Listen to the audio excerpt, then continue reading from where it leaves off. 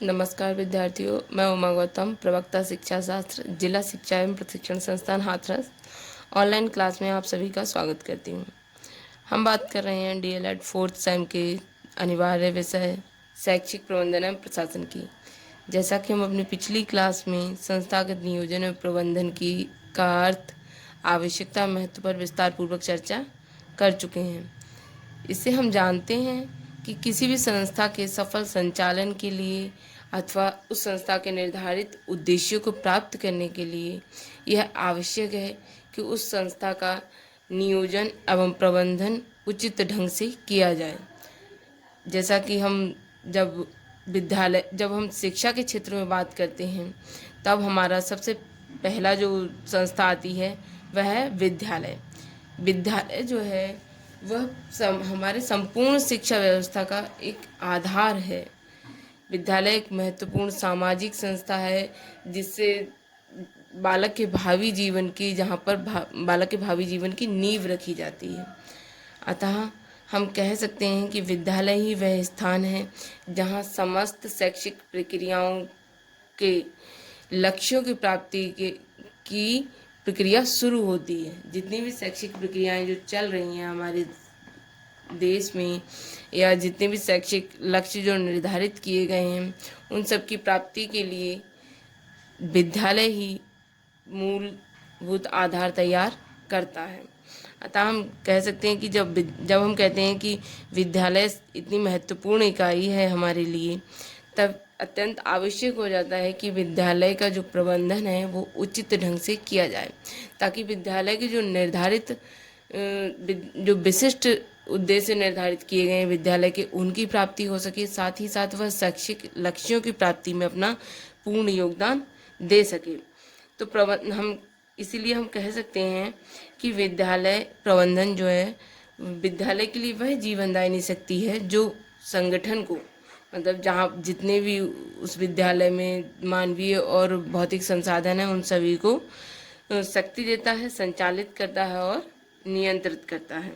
हम इस संदर्भ में हम ये भी कह सकते हैं, जो विद्यालय प्रबंधन का अर्थ ये हो सकता है कि विद्यालय के विशिष्ट उद्देश्यों को प्राप्त करने के लिए प्रयासों को नियोजित किया जाए, उनको समन्वित किया जाए, अभिप्रेरित किया जाए एवं नियंत्रित किया जाए, जिसे हम विद्यालय का प्रबंधन कह सकते हैं। इसको हम इस तरह से समझा सकते हैं कि विद्यालय प्रबंधन क्या होता है। विद्यालय में उपलब्ध मानवीय संसाधन और भौतिक संसाधनों के बीच समन्वय स्थापित करना ही जिस विद्यालय प्रबंधन कहलाता है। ये समन्वय स्थापित क्यों किया जाता है कि विद्यालय की विशिष्ट उद्देश्यों की प्राप्ति के लिए, जो हम विद्यालय के उद्देश्यों की प्राप्ति करते हैं, विद्यालय की जो विशिष्ट उद्देश्य निर्धारित करते हैं, उनकी प्राप्ति जब हम कर लेते हैं, तब वह हमारे शैक्षिक जो लक्ष्य निर्धारित हैं उनकी प्राप्ति में सहयोग देता है। इससे हम आगे बात करते हैं विद्यालय प्रबंधन में निहित तत्व अथवा विद्यालय प्रबंधन के घटक अथवा विद्यालय प्रबंधन के साधन। आपसे कुछ भी पूछा जा सकता है एग्जाम में कि विद्यालय प्रबंधन में निहित तत्वों को बताइए, अथवा विद्यालय प्रबंधन के घटक कौन कौन से होते हैं, अथवा विद्यालय प्रबंधन के साधन अथवा संसाधन कौन कौन से होते हैं। तो विद्यालय प्रबंधन के लिए जो साधन है या संसाधन है, या किसका किसका हमें प्रबंधन करना है, इसमें दो प्रकार के तत्व सम्मिलित होते हैं, मानवीय संसाधन और भौतिक संसाधन। सबसे पहले हम बात करते हैं मानवीय संसाधन की। मानवीय संसाधन में सबसे पहला आता है प्रधानाध्यापक। प्रधानाध्यापक जो है विद्यालय में सर्वोच्च पद होता है या सर्वोच्च व्यक्ति होता है। प्रधानाध्यापक ही पूरे विद्यालय के प्रबंधन का कार्य करता है। अतः प्रधानाध्यापक को जो है विद्यालय का मस्तिष्क भी कहा जाता है। अगर आपसे क्वेश्चन पूछा जाता है कि विद्यालय का मस्तिष्क किसे कहा जाता है, तब यहाँ पर आएगा प्रधानाध्यापक। प्रधानाध्यापक को विद्यालय का मस्तिष्क कहा जाता है, जबकि प्रबंधन को किसी संस्था का मस्तिष्क कहा जाता है। लेकिन यहाँ पर विद्यालय जो कि एक संस्था है, इसका मस्तिष्क किसे कहा जाता है? प्रधानाध्यापक को, क्योंकि प्रधानाध्यापक जो है प्रबंधक होता है, यानी कि प्रबंधन पूरा किसके द्वारा किया जाता है? प्रधानाध्यापक के द्वारा। अगला है शिक्षक। शिक्षक जो है प्रधानाध्यापक के बाद शिक्षक में बहुत सारी क्वालिटीज़ बताई गई हैं जिनके बारे में हम आगे चर्चा करेंगे। शिक्षक को जो है विद्यालय का, पूरे विद्यालय सिस्टम का नाड़ी तंत्र कहा जाता है। तो शिक्षक ही वह साधन है जिसके द्वारा हम लक्ष्यों को प्राप्त या उद्देश्यों को प्राप्त कर सकते हैं। अगला है लिपिक वर्ग। लिपिक वर्ग मतलब जो भी, वैसे तो नॉर्मली हमारे विद्यालयों में कोई लिपिक वर्ग कार्य नहीं करता है, लेकिन जहाँ हम यहाँ पर हम उन विद्यालयों की बात कर रहे हैं जहाँ पर लिपिक वर्ग की नियुक्ति की जाती है। अगला है चतुर्थ श्रेणी कर्मचारी। इस श्रेणी में मतलब जो भी चतुर्थ श्रेणी कर्मचारी नियुक्त किए गए हैं वो। इसके बाद आता है बालक। बालक की विशिष्ट भूमिका होती है विद्यालय प्रबंधन में, क्योंकि बाल जो पूरा विद्यालय है वो बालकों पर ही निर्भर करता है, यानी कि विद्यालय के जो विशिष्ट उद्देश्य हैं उनकी प्राप्ति बालकों पर एक तरीके से काफ़ी हद तक निर्भर करती है। अगला घटक है हमारा अभिभावक। बालकों के जो विद्यालय में पढ़ने वाले अभिभावक हैं, विद्यालय में पढ़ने वाले बालकों के जो अभिभावक हैं वो उसमें आ जाते हैं। अगला है स्थानीय समुदाय। मतलब जो भी स्थानीय समुदाय हमारे विद्यालय के आसपास कार्यरत हैं उन सबको भी हमें विद्यालय प्रबंधन में सम्मिलित करना पड़ता है। इसके बाद हम बात करते हैं भौतिक संसाधनों की। भौतिक संसाधनों में सबसे पहला हमारा जो आता है वह है विद्यालय भवन। मतलब विद्यालय भवन जो है, क्योंकि विद्यालय भवन, विद्यालय चल कहाँ रहा है, भवन में, तो उसको हम कहते हैं विद्यालय भवन भौतिक साधनों में। अगला है फर्नीचर। जब विद्यालय भवन है फर्नीचर भी होना चाहिए according to student, number of students and teachers.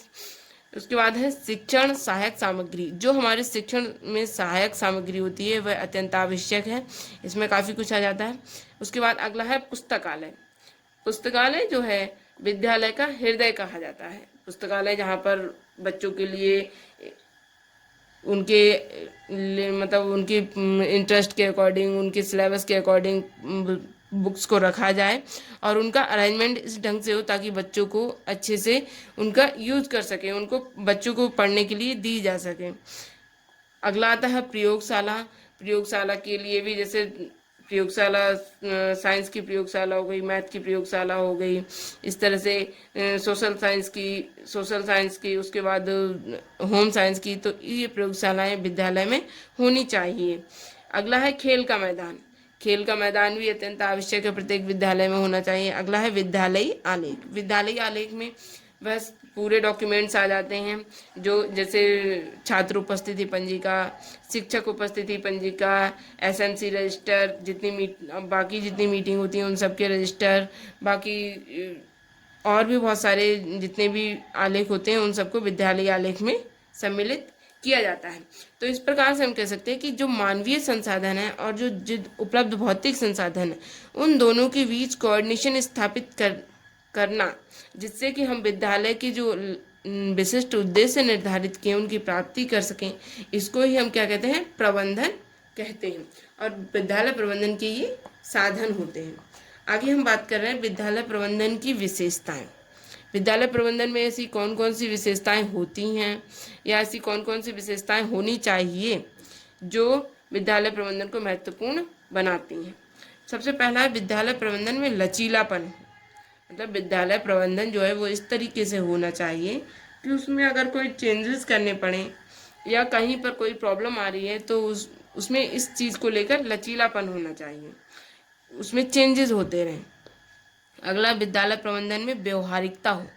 मतलब प्रबंधन जो है एकदम आदर्शवादी मूल्यों को लेकर ना बनाया जाए, उसमें जो हमारे व्यवहार में जो चीज़ें उपलब्ध हैं हमारे पास और जो हमारे कर्मचारी हैं उनके साथ जो भी समस्या है उन सबको ध्यान में रखते हुए प्रबंधन किया जाना चाहिए। इसीलिए कहा गया है कि प्रबंधन जो है व्यवहारिक हो। अगला है राष्ट्र की सामाजिक, राजनीतिक तथा दार्शनिक नीतियों एवं मूल्यों के अनुरूप हो। मतलब हमारा देश में जो भी सामाजिक नीतियां हैं, जो राजनीतिक और दार्शनिक नीतियां हैं और मूल्य जो हैं जिनको मान्यता प्राप्त है, उनके अकॉर्डिंग ही प्रबंधन किया जाना चाहिए। जैसे कि हमारा जो भारत देश है वो प्रजातांत्रिक देश है, तो प्रबंधन के लिए भले ही यहाँ पर मतलब प्रधानाध्यापक सर्वोच्च अधिकारी होता है विद्यालय के लिए, लेकिन ये नहीं है कि यहाँ पर केवल उसी की चलेगी। और बाकी सब लोग उसके अंडर में कार्य करेंगे। यहाँ पे समन्वय स्थापित करना है। तो मतलब जो भी राष्ट्र है वहाँ की सामाजिक, राजनीतिक और दार्शनिक नीतियों और मूल्यों के अनुरूप कार्य किया जाना चाहिए, प्रबंधन किया जाना चाहिए। अगला है विद्यालय प्रबंधन में सक्षमता हो। मतलब विद्यालय प्रबंधन जो है वो इतना सक्षम हो कि वह अपने भौतिक और मानवीय संसाधनों के बीच कोऑर्डिनेशन स्थापित करते हुए उनसे सही मतलब समन्वित प्रयास करा सके, और इतना सक्षम हो कि जो उसने उद्देश्य निर्धारित किए उनकी प्राप्ति हो सके। अगला है शिक्षा के अपेक्षित उद्देश्यों की प्राप्ति हेतु समन्वित प्रयास हो। मतलब शिक्षा के जो उद्देश्य निर्धारित हैं, जो अपेक्षित हैं, उनकी प्राप्ति के लिए एक समन्वित मतलब मिला जुला प्रयास हो। क्योंकि कोई भी उद्देश्य की प्राप्ति जब संस्था है, तब संस्था में किसी अकेले के कार्य करने से कोई भी कार्य संपन्न नहीं होता है। संस्था में हम एक मिलजुल कर आपसी सहयोग से और एक समन्वित ढंग से जब प्रयास करते हैं, तभी उसके लक्ष्यों की प्राप्ति की ओर हम अग्रसर हो पाते हैं। इसीलिए यहाँ पर कहा गया है कि शिक्षा के अपेक्षित उद्देश्यों की प्राप्ति है तो समन्वित प्रयास होना चाहिए। आज के लिए सिर्फ इतना ही। अगले वीडियो में हम बात करेंगे शिक्षा जो विद्यालय प्रबंधन है उसके उद्देश्य, आवश्यकता व महत्व की। धन्यवाद।